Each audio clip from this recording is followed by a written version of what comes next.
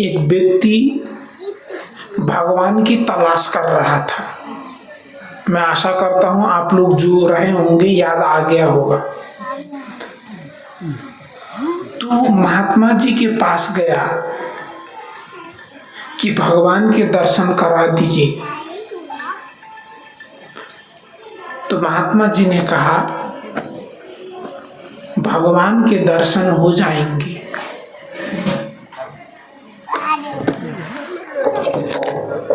तो व्यक्ति कुछ दिन तक महात्मा जी के साथ में रहा, सेवा की, भक्ति की, स्वाध्याय किया। महात्मा जी ने कहा था भगवान के दर्शन होंगे। तत्पश्चात जब उसने सेवा भक्ति करते हुए कुछ साल गुजार लिए तो महात्मा जी ने कहा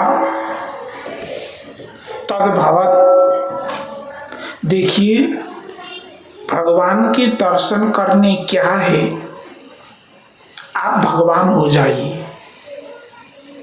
और ध्यान दीजिए, इस्लाम परंपरा, ईसाई परंपरा, यहूदी परंपरा, लगभग संसार में जितने भी उपासना के मत हैं, उपास्य और उपासकों के बीच दूरी रखा गया। परंतु हमारे यहाँ की परंपरा में उपास्य और उपासक को अंततः एक होना बतलाया गया। मतलब जिन हम भगवान की पूजा करते हैं, जिन दुर्गा माँ की पूजा करते हैं, शुरुआती तौर पर साधना के तौर पर हम दो मान लेते हैं। वो कोई दुर्गा माँ है, शक्ति है, या अपनी माँ है, जो भी है, या कोई भगवान है, हमने शुरुआती तौर पर दो मान लिया। परंतु अंततः होना दो नहीं है। अंततः पता ये करना है कि जिस तत्व को, जिस परम तत्व को मैं अगले पदार्थ में आरोपित कर रहा हूँ, वह पदार्थ मेरी सत्ता से अलग नहीं है। ये उपासना की ये पद्धति भूमंडल के दूसरी जगह कहीं ऐसी पद्धति नहीं है।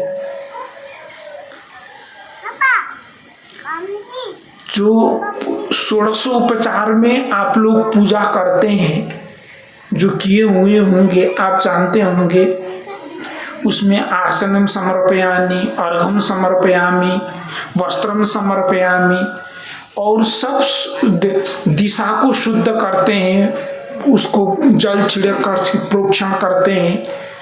तो सारी जगह को छिड़कने के बाद अंतिम में आत्मानम प्रोक्षः, मतलब अपने आप को भी प्रक्षालन करना जरूरी है। हालांकि षोडश उपचार की वह विधि में जिसका जो माइंडसेट बहुत ही ग्रॉस हो, मतलब जिसकी बुद्धि, जिसकी पकड़ बहुत ही स्थूल हो, उसके लिए उस षोडश उपचार 16 तरीके से पूजा के सामग्री के चलते उसकी मोटी बुद्धि को पतली करने के लिए वह विधि अपनाया गया था। जैसे किसी तागे में हमें छोटे छोटे दाने पिरोने जब पड़ते हैं तो हम अग्रभाग को बहुत ही नुकीला करते हैं, बहुत ही पतला करते हैं। अब हमारा मन मोटा है, आत्म तत्व, चैतन्य तत्व, निज तत्व या गुरु भक्ति तत्व यहाँ तक अगर नहीं पहुँच पाते हैं तो उस पूजा पद्धति को एक माध्यम बनाया गया। परंतु ध्यान देने योग्य बात है, उन सारी देवी देवताओं के भक्ति के बाद भी भक्ति तो करनी है गुरु की ही।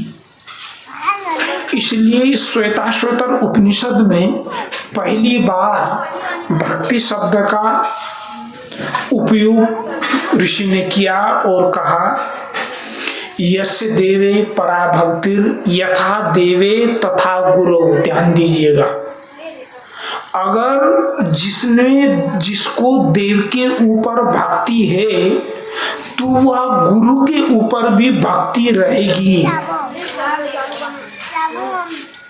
अगर मान लें किसी को गुरु के प्रति भक्ति नहीं है और केवल देवों पर उपासना पद्धति पर भक्ति है तो वह सही भक्ति नहीं है। श्रुति कहती है यस्य देवे परा भक्ति ही, परा भक्ति श्रेष्ठ भक्ति, उत्तम भक्ति। जिसको देव में श्रेष्ठ भक्ति है, उत्तम भक्ति है। यस्य देवे परा भक्तिर यथा देवे तथा गुरु। जिस प्रकार देव में हो उसी प्रकार गुरु में हो। इसीलिए सनातन की इस परंपरा में पूजा पद्धति की कई विधियां अपनाई गई थी। बाद में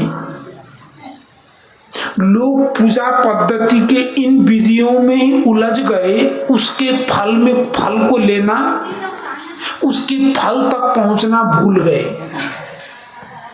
जैसे महीने में एक बार तनख्वाह बंटता हो और पूरे महीने भर काम में तो जाएं और जिस दिन तनख्वाह लेना हो उस दिन न जाएं तो महीने भर की कमाई से वो वंचित रह जाता है। इसी प्रकार हमारी परंपराओं में अनेक उपासना के चलते, अनेक कर्मकांड करते, अनेक पद्धतियों को अनुसरण करते हुए भी अगर उसको आप और हम ठीक से नहीं समझ पा रहे हैं तो कहीं ना कहीं उस फल से हम भी वंचित हो रहे हैं।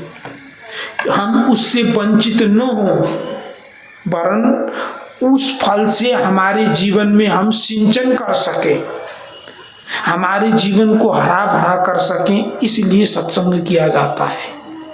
तो मैं निवेदन कर रहा था तो देव भक्ति, गुरु भक्ति। आगे ऋषि ने कहा तस्यैते कथिता यार्था प्रकाशन्ते महात्मना, प्रकाशन्ते महात्मना। और जिसके ऊपर ये देव भक्ति गुरु भक्ति हो उस महात्मा के, उस महान आत्मा, उस शुद्ध आत्मा के भीतर में फिर यथार्थता का दीपक जलता है। इसीलिए बाहर का दीप जलाया जाता है। जो छत्तीसगढ़, पूरी छत्तीसगढ़ में अभी देख रहे हैं हम लोग कि हर घर में मतलब वो दिया जलते जलते जलते अंदर जले, घर के अंदर और घट के अंदर जले।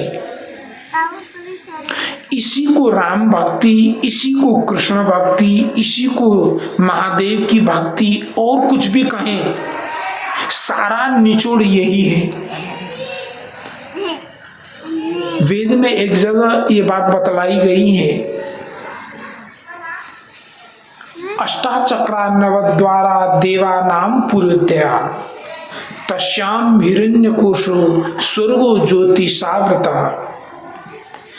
8 चक्र और 9 द्वार वाली इस अयोध्या रूपी नगरी में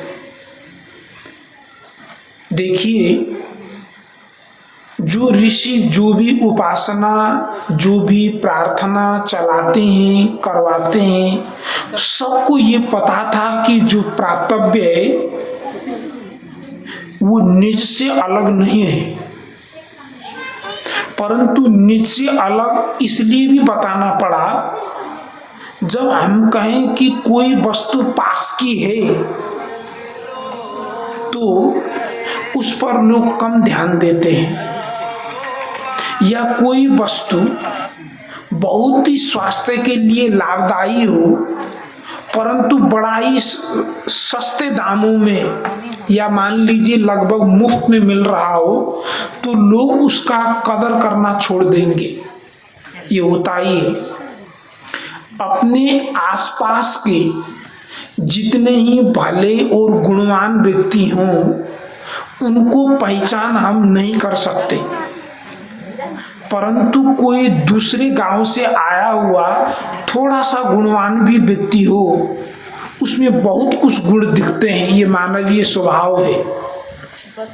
इसलिए 8 चक्र की कल्पना की गई। ध्यान दीजिए, मैं विषय पर आ जाऊं। जहां पर रीढ़ की हड्डी खत्म होती है और जो हमारे जेनिटल्स हैं उसके बीच के भाव को लेकर के इस खोपड़ी तक 8 चक्रों की कल्पना की गई। मूलाधार, मणिपुर, स्वादिष्ठान, अनाहत, विशुद्धि, आज्ञा, सहस्रसार, सुरति कमल। अष्टाचक्र नवद्वारा, जो नवद्वार है, दो आंखें, नाक के 2 छेद, कान के 2, 6, मुख से 7, और जो हमारे गुप्तांग हैं जहाँ से हम शरीर के मलमूत्र त्याग करते हैं, 9 हो गए। अष्टाचक्रा नवद्वारा। अब ये भी बात गौर करने योग्य है,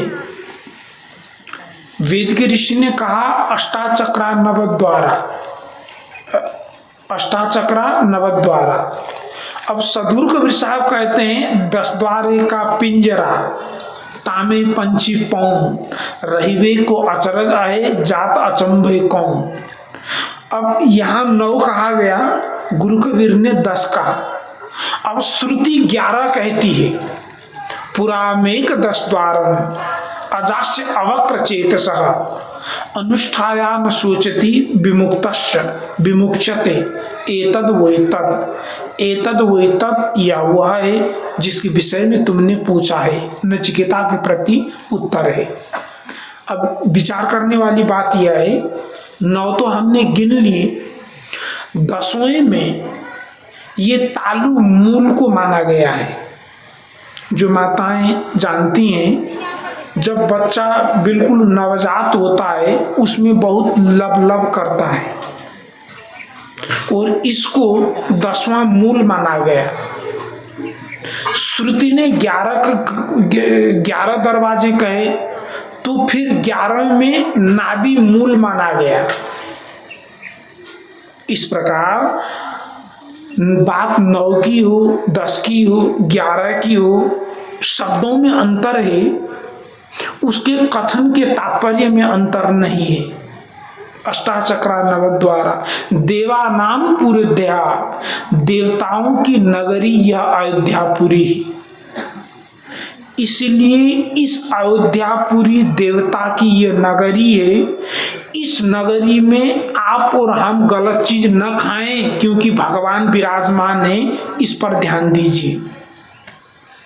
चाहे तंबाकू हो, सिगरेट हो, गुटखा हो, दारू हो या अंडे, मांसाहार जो भी करने वाले हों, ये जहाँ तक आवाज़ पहुँच पा रही है, ये खाना भगवान की पूजा के साथ घोर अन्याय करना है। ये गलत चीज़ों का, जितने भी चीज़ों का नाम अभी लिया गया, ये चीज़ खाना भगवान के भक्ति के साथ छल करना है और अपने आप को ठगाना है। क्यों? क्योंकि ये तो स्वयं देवताओं की नगरी है, देव विराजमान है। देवानाम पुरुद्या, ये पुरी है अयोध्यापुरी। तस्याम हिरण्यकोशो स्वर्गो ज्योति सावृतः, सोने की खदान है यह, स्वर्णवत ज्योतित हो रहा है। स्वर्गो ज्योति सावृतः, वो प्रदीप्त है। अगर आप और हम अपने कर्तव्य, खान पान, भाव ठीक कर रहे हैं तो वो ज्योति स्वरूप जग रहा है, नहीं तो वो बुझा हुआ है।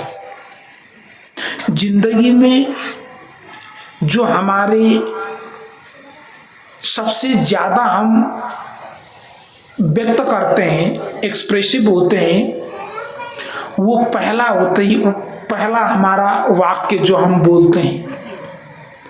दूसरा व्यक्तकरण हमारे कर्मों के मूवमेंट से होता है, जो इंद्रियों के जिस प्रकार का हम बर्ताव करते हैं उससे होता है। तीसरा बर्ताव हमारे मानसिक तौर पर होता है, या इसको उलट कर कहें, जिस प्रकार हम चिंतन करते हैं, जिस प्रकार हम मूवमेंट करते हैं, फिर उसी के अनुरूप हम लोग वाक्य बोलते हैं। इसीलिए इस जगत में सारे लोग बुरे हैं, बुरा हैं, बुराइयां हैं, हमें ये नहीं कहना है। अगर हम ये कहें कि बुराइयां भी हैं, तो उस बुराइयां से उठ कर के अच्छा कैसे बना जाए ये जरूरी है, क्योंकि अच्छे और बुरे हमेशा रहेंगे। और सच बात तो यह भी है, अगर इस धरती पर जहर न होता तो अमृत की महत्ता नहीं जानी जाती। इस जगत में बुरे लोगों ने जो तबाही किया हुआ है, तबाह मचा कर रखा हुआ है, उत्पात मचा के रखा हुआ है, ये हमारे दृष्टिकोण में या सुनने में जानने में ना आता, तो जो भले बैठे हुए हैं नर नारी देवी देव, तो इनकी महत्ता का बोध भी हमें नहीं हो सकता। इसलिए जो कुछ भी जगत में हो रहा है, चल रहा है, उसी के बीच आप और हमें अपने आप को बचाना है, संभलना है। यही अभी सत्संग की जो भी बातें बतलाई जा रही है, ये सब के सब आप जितने बैठे हैं, ये ग्रहण नहीं हो सकता। कुछ लोग बहुत ही श्रद्धा वाले, सूक्ष्म बुद्धि वाले होंगे, तो हो सकता है ये बात गढ़ती भी हो सकता है कुछ लोग अभी पहली बार आए हैं, हाँ बात तो अच्छी तो लग रही है, वो सतही पर पहुंच जाती है। कुछ लोगों के लिए ऐसा है, चलो कुछ खा पी लेते हैं, बैठ लेते हैं, ये भी हो सकता है। अब जो अधिक श्रद्धा से, गहराई से सुनने के बाद भी इस बात को अमल करने में हमारे देहाध्यास बाधक है, सारे दुर्गुण छोड़ दिए, सारे दुष्कर्मों को हमने परित्याग कर दिए, हम सत्कर्मों में जी रहे हैं, परंतु अनादिकाल से हमारे मन के जो विचार के वेग, जो कर्मों के अशुद्धता के संस्कार जो हमारे अंदर उदय होते हैं, वह इस चीज को करने में अवरुद्ध कर सकता है, ये संभव है।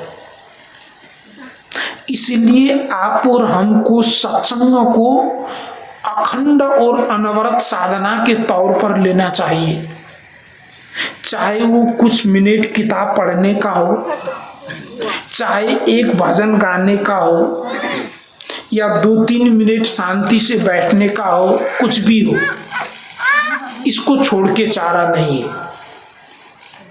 मैं कहानी पर लौट जाऊं, चलते चलते मैं दूर चला गया। तो महात्मा जी ने कहा कि देखिए, आप क्यों भगवान के दर्शन करना चाहते हैं, भगवान हो जाइए। तो भगवान होने का मतलब है यही हमारे जो जीवन के क्रियाकलाप है उसमें परिष्कृत होना, ये तो पक्का है।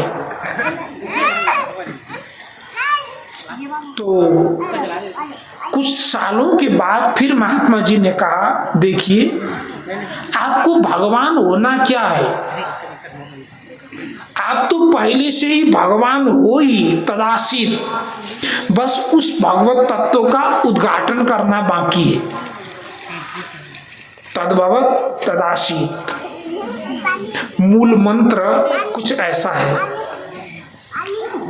परिद्यावा पृथ्वी सदित्वा परिलोकान परिदिशा परिश्वा ऋतस्य तंतुम विततम विचृत्य तत्पश्यत तद्भवत तदासीत। परिद्यावा जो धरती और अंतरिक्ष के बीच का जो स्पेस है, द्यावा पृथ्वी, लोक, दिशा, स्व, इस सारे शब्दों में सारी जगह के लिए ऋषि परिविशेषण लगाते हैं। परिणाम परिपूर्ण, क्या परिपूर्ण? ऋतस्य तंतुम विततम, रीत के तंतु व्याप्त हैं। तंतु कहते हैं जो कोष कोष मिलकर के हमारे शरीर में जो बनता है उसको तंतु कहते हैं, और तंतु तंतु मिलकर के एक अंग बनते हैं। जो भी विज्ञान के विद्यार्थी यहाँ पर होंगे वो जानते हैं। रीत के तंतु कहाँ पर व्याप्त हैं? सर्वत्र व्याप्त हैं। ऋतस्य तंतुम विततम, रीत के तंतु व्याप्त हैं तो तत्पश्चात वह उसको देख लेगा, तद्भवत वह वही होगा, तदाशित वह तो वह है ही, उसमें वो प्रतिष्ठित हो जाएगा। तो ये कहने का मतलब क्या है? जो इन प्रकृतियों को चीरने का मतलब है, आप और हमारी स्वाभाविक मनोवृत्ति है अच्छा अच्छा खाएं, जो मनपसंद की चीज कर लें, देख लें, गा लें, नाच लें, तो कभी शांति से बैठने के लिए ये मुश्किल काम पड़ेगा। आप में से जो कोई नियमित बैठे होंगे, अगर हमारी मनोवृत्तियां ठीक नहीं हैं तो उसी ध्यान के समय हमें खुजली होती है अजीबोगरीब जगह, जैसे कान के नीचे, जैसे रीढ़ के हड्डी में जहां पर हम हाथ भी न पहुंच पाते हो,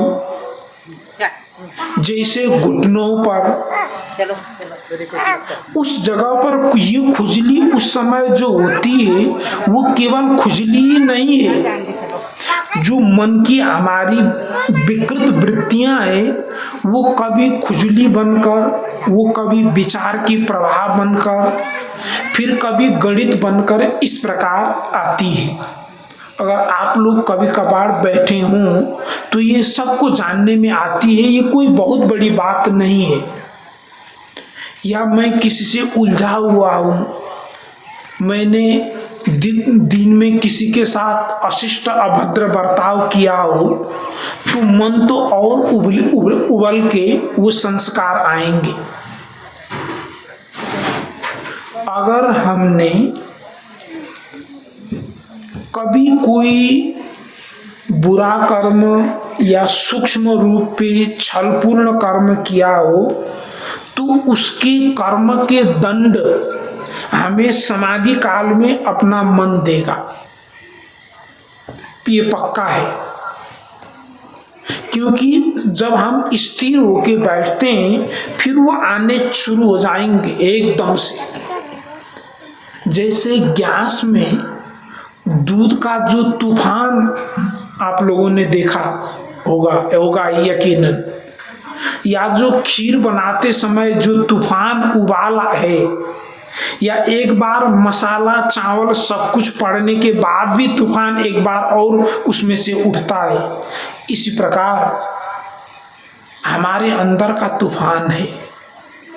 उस तूफान क्यों है, उस तूफान को समझना आप और हम सबका एक अलग ही ये होमवर्क है। उसको देख लीजिए हमें क्यों वो तूफान उठ रहा है।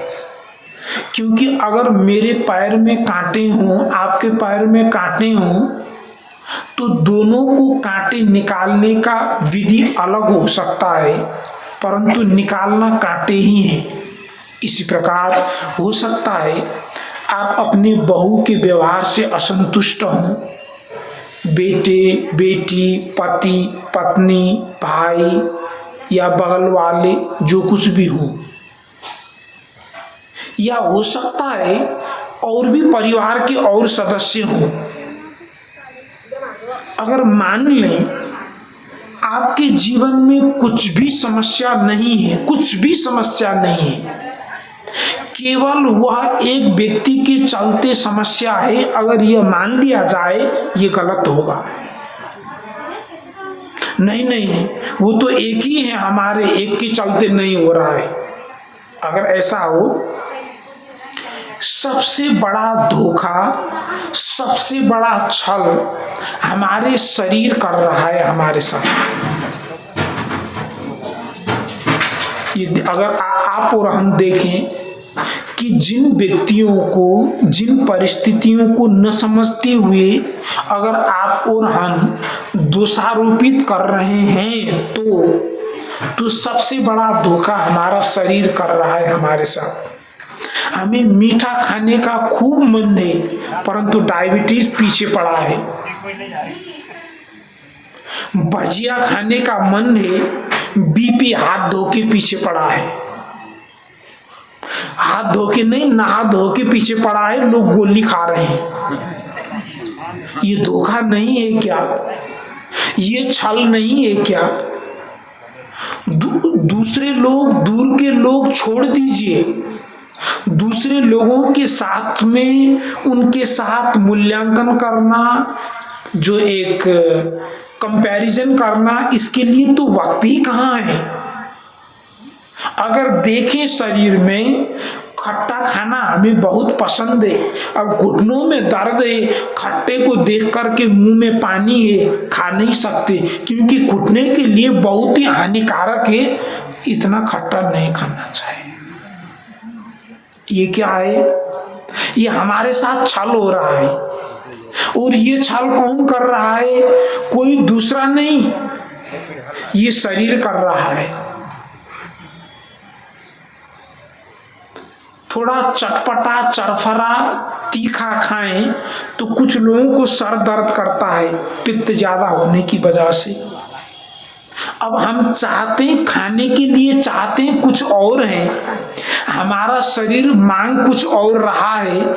इससे बड़ा धोखा, इससे बड़ा छल दुनिया में कोई नहीं कर सकता। कोई कर सकता है? नहीं कर सकता।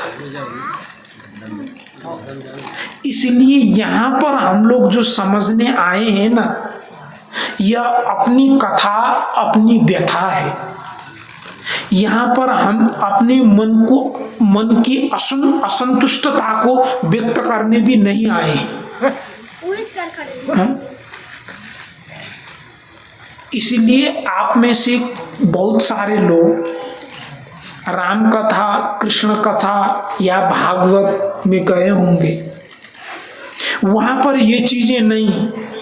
उन्होंने मटकी फोड़ी और माखन चोर लिया। बोलो ब्रज बिहारी लाल की। अरे देखिए, ये चलता है, ठीक है, परंतु वास्तविक जीवन में इसमें कुछ लेने देने की चीजें कम दिखाई देती है।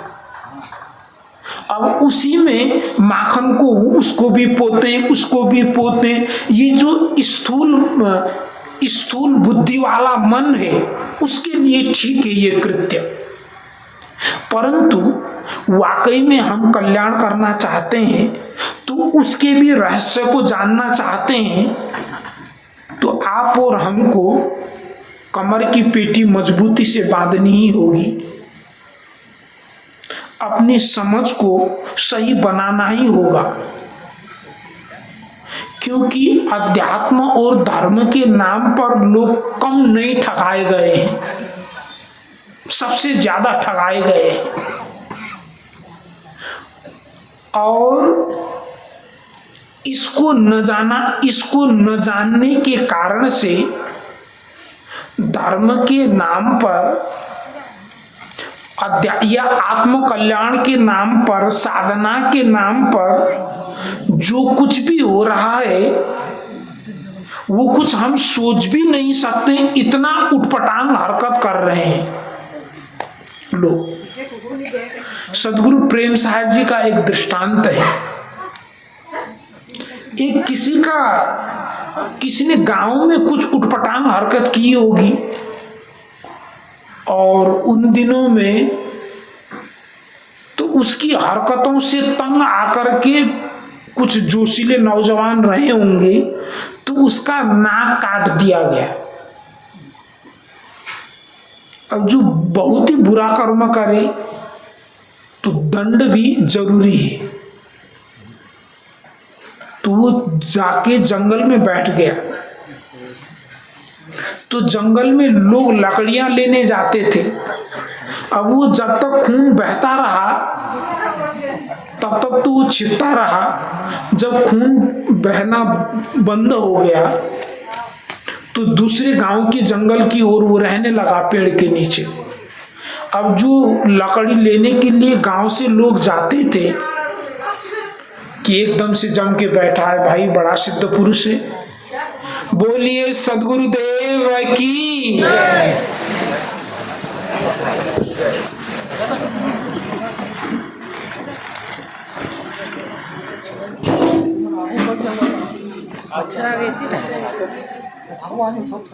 बैठ जाओ, बैठ के बैठो, बैठ जाओ, बैठ साहेब जाओ, पीछे जगह से वो आ जाओ ना, थोड़ा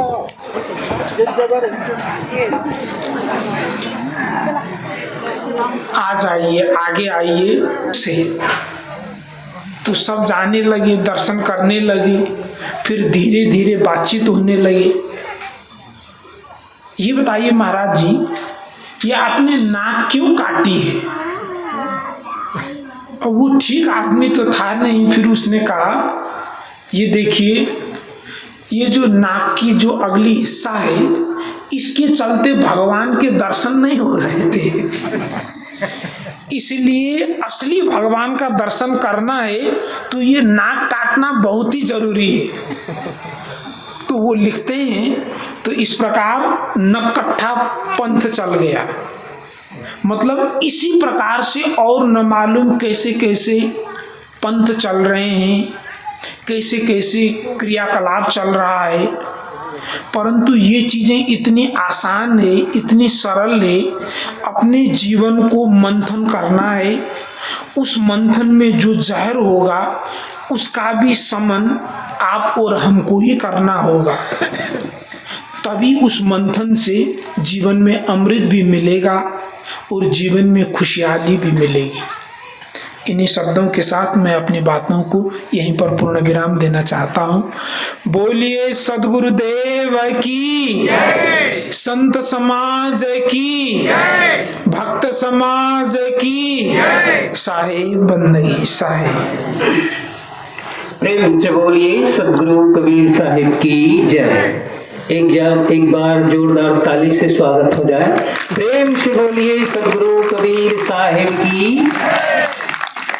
बहुत ही सुंदर बात साहिब अभी हमें बता रहे थे, और इस बात को हम अगर अपने जीवन में भी उतारे, क्योंकि जिससे हमें शांति मिले। आइए, पूज्य गुरुदेव जी विराजमान हो चुके हैं। पूज्य गुरुदेव जी के चरणों में त्रैवार बंदगी करते हुए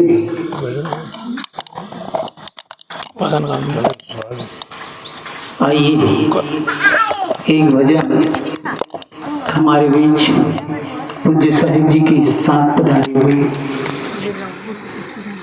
संत रंजन साहिब जी विराजमान है। मैं साहिब से निवेदन करता हूँ, एक भजन रखें। बोलिए सद्गुरुदेव की।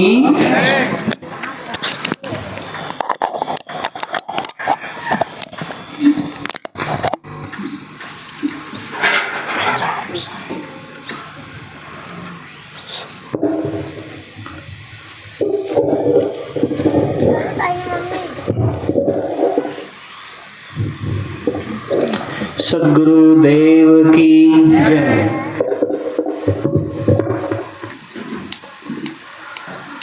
पूज्य गुरुदेव जी, वंदनीय संत समाज, सत्संग चर्चा में उपस्थित ममतामयी माताएं, बहनें एवं परम स्नेही भाई बंधु। एक स्वामी जी हुए, स्वामी राजेश्वरानंद जी, उनका बहुत ही सुंदर मार्मिक भजन है, सुनते हैं। जीवन की गाड़ी चली जा रही है, उतरने की मंजिल करीब आ रही है। जीवन की गाड़ी चली जा रही है, उतरने की मंजिल करीब आ रही है। नर्तन है गाड़ी, आयु रिजर्वेशन, अहंकार अहंकार सीटे डिब्बा लगा मन, नर्तन है गाड़ी आयु रिजर्वेशन, अहंकार सीटे डिब्बा लगा मन, श्वासा ही रफ्तार बतला रही है, उतरने की मंजिल करीब आ रही है। श्वासा ही रफ्तार बतला रही है, उतरने की मंजिल करीब आ रही है। जीवन की गाड़ी चली जा रही है, उतरने की मंजिल करीब आ रही है। दिन रात पटरी पे ये दौड़ती है, मुसाफिर को अपने जगह छोड़ती है। दिन रात पटरी पे ये दौड़ती है, मुसाफिर को अपने जगह छोड़ती है। दुनिया के सब दृश्य दिखला रही है, उतरने की मंजिल करीब आ रही है। जीवन की गाड़ी चली जा रही है, उतरने की मंजिल करीब आ रही है। पहले मुझको मिला था ये बचपन का टेशन, बाद में मिला है जवानी का जंक्शन। पहले मुझको मिला था ये बचपन का टेशन, बाद में मिला है जवानी का जंक्शन। बुढ़ापे के आगे बढ़ी जा रही है, उतरने की मंजिल करीब आ रही है। जीवन की गाड़ी चली जा रही है, उतरने की मंजिल करीब आ रही है। एक दिन छूट जाएगा दुनिया का मेला, राजेश्वरानंद उतरना पड़ेगा अकेला। एक दिन छूट जाएगा दुनिया का मेला, राजेश्वरानंद उतरना पड़ेगा अकेला। तबीयत बहुत अब घबरा रही है, उतरने की मंजिल करीब आ रही है। तबीयत बहुत अब घबरा रही है, उतरने की मंजिल करीब आ रही है। जीवन की गाड़ी चली जा रही है, उतरने की मंजिल करीब आ रही है। उतरने की मंजिल करीब आ रही है। बोलिए सद्गुरु देव की, संत समाज की, भक्त समाज की, साहेब बंदगी।